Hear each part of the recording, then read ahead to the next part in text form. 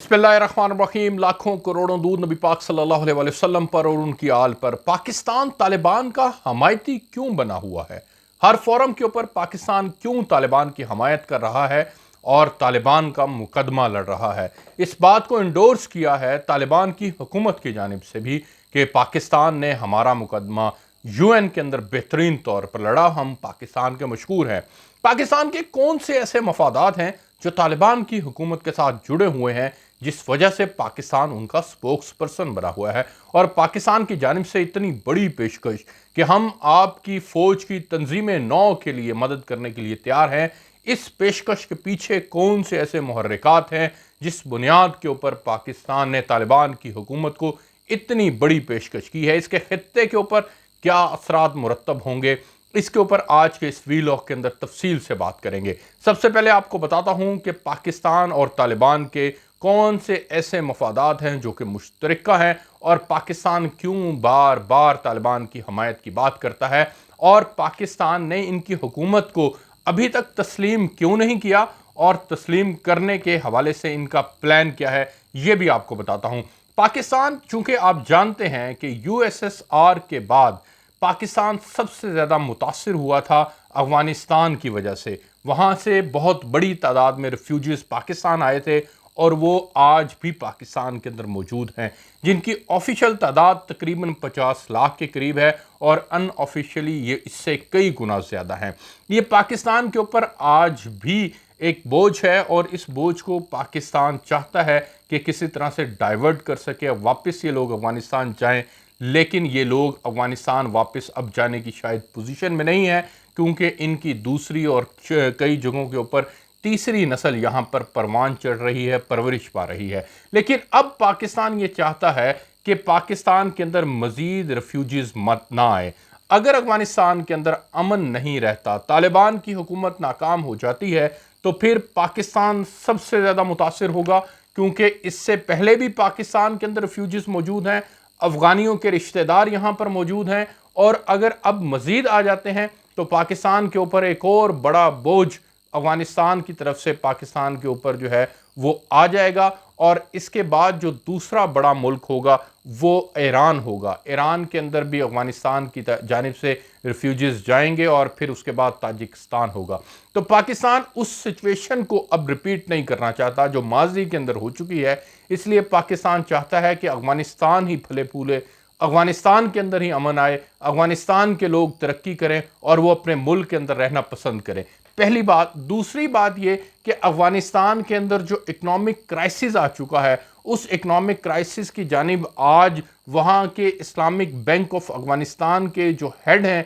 उन्होंने भी तंबीह कर दी है कि अगर इस इकनॉमिक क्राइसिस को कंट्रोल ना किया गया तो अफ़गानिस्तान का बैंकिंग निज़ाम कोलैप्स कर जाएगा। और अगर अफ़गानिस्तान का बैंकिंग निज़ाम कोलैप्स कर जाता है तो उस सूरत के अंदर अफ़गानिस्तान के अंदर बदअमनी फैलेगी, अफ़गानिस्तान के अंदर ह्यूमन क्राइसिस जन्म लेगा और वो ह्यूमन क्राइसिस जो है वो बहुत से मुल्कों को और ख़ास तौर पर इस पूरे रीजन के लिए बहुत बड़ा ख़तरा होगा। और उस ख़तरे से पाकिस्तान समेत दुनिया भर को बचना है और उसको भांपते हुए पाकिस्तान मुसलसल मदद की अपील कर रहा है कि खुदारा तालिबान की हुकूमत को तन्हा मत छोड़ो, इनको उस क्राइसिस से बाहर निकलने में मदद फराहम करो। अफ़गानिस्तान के 10 अरब डॉलर अमेरिका ने मुंजमद कर दिए हैं। ये अमेरिका को फौरी तौर पर रिलीज़ करने की ज़रूरत है। पाकिस्तान के वज़ीर ख़ारजा ने भी इसके ऊपर ज़ोर दिया है, पाकिस्तान के वज़ीर आज़म इमरान खान साहब ने भी इसके ऊपर ज़ोर दिया है कि फौरी तौर पर इनके पैसे रिलीज़ किए जाएं ताकि अफ़गानिस्तान के अंदर इकनॉमिक क्राइसिस से बचा जा सके। इसके अलावा जो सबसे और अहम चीज़ है वो ये कि पाकिस्तान ख़ित्ते के अंदर सबसे ज़्यादा, जो अफ़गानिस्तान में अमेरिका आया था उसके बाद पाकिस्तान ख़ित्ते में सबसे ज़्यादा मुतासिर हुआ था, इसका सबसे ज़्यादा नुकसान हुआ था दहशत गर्दी के जंग के अंदर। और उस दहशत गर्दी की जंग के अंदर हमारा उससे बड़ा नुकसान ये हुआ कि जहां हमने अपनी जानें कुर्बान की, जहां हमारा पैसा ज़ाया हुआ, जहां हमारी इकॉनमी को नुकसान हुआ, वहां पर दुनिया हमारी उस कुर्बानी को मानने के लिए तैयार नहीं है। ये बहुत बड़ा नुकसान है जो पाकिस्तान का हुआ। پہلا آپ کو اپنی زندگیوں کو 80,000 سے زائد جانیں اپنی گنوانی پڑی، اپنے جوانوں کی قربانی دینی پڑی، آپ کو اپنے سویلینز کی قربانی دینی پڑی، پولیس آفیسرز کی قربانی دینی پڑی، وہیں پر آپ کی اکانومی کو جو ڈنٹ پڑا، دنیا بھر سے جو معیشت کے حوالے سے جو فگر سامنے آئے اس کو اگر اٹھا کر دیکھیں تو کوئی 150 ارب ڈالر کا نقصان ہے جو پاکستان کی اکانومی کو ہوا اس وار آن ٹیرر کے اندر 20 سال کے اندر۔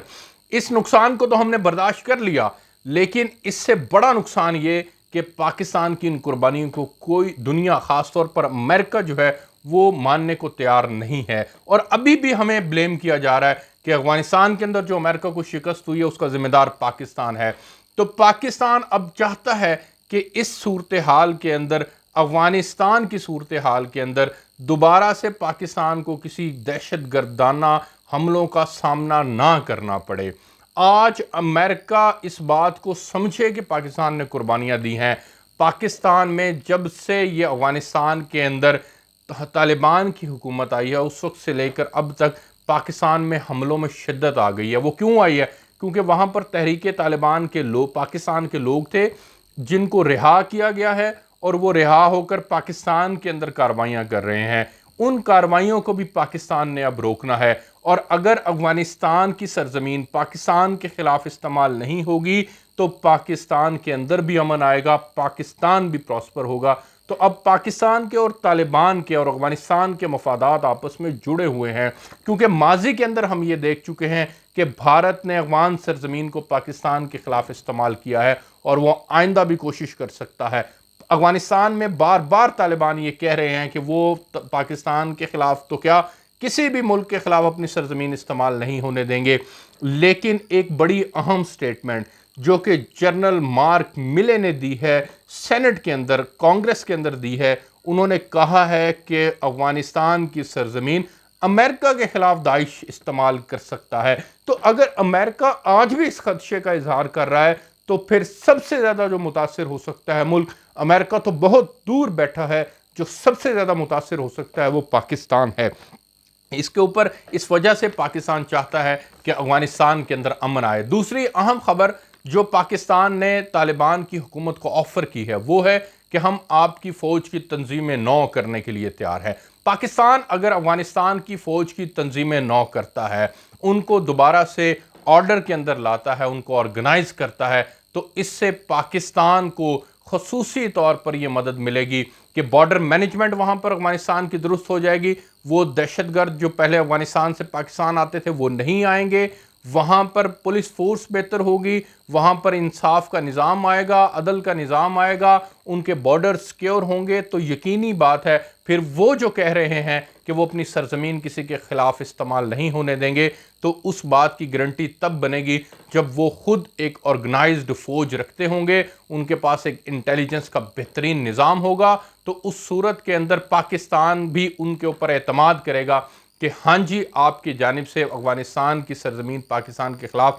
استعمال ہوئی ہے یا نہیں۔ اس کے اندر پاکستان نے دو اہم شرطیں رکھی ہیں۔ پہلی شرط پاکستان یہ کہتا ہے کہ ہم آپ کی فوج کی تنظیمیں نو تب کریں گے جب آپ کو دنیا تسلیم کر لے گی، اور دوسری اہم جو پاکستان نے ان سے مطالبہ کیا ہے وہ یہ ہے کہ افغان فوج میں تمام حلقوں کو جگہ دی جائے، تاکہ اگر وہاں پر تاجک بھی ہیں، اگر وہاں پر ہزارہ کمیونٹی بھی ہے، اگر وہاں پشتون بھی ہیں، تمام اگر فوج کا حصہ ہیں تو وہ انکلوسیو قسم کی جس طرح سے حکومت ہوگی اسی طرح سے ایک یونیورسل قسم کی آپ کی فوج بھی بن جائے گی۔ اچھا جی، اب آتے ہیں کہ پاکستان نے طالبان کی حکومت کو تسلیم کرنے کے حوالے سے کیا بڑا اعلان کیا ہے۔ پاکستان نے افغانستان کے اندر طالبان کی حکومت کو تسلیم کرنے کے حوالے سے کہا ہے کہ وہ خطے کے جو دیگر ممالک ہیں، جس میں چین ہے، جس میں ایران ہے، جس کے اندر تاجکستان ہے، جس کے اندر ازبکستان ہے، یہ تمام ممالک جو ہیں یہ جب مل کر فیصلہ کریں گے تو پاکستان بھی ان کے فیصلے کے ساتھ اپنا فیصلہ کرے گا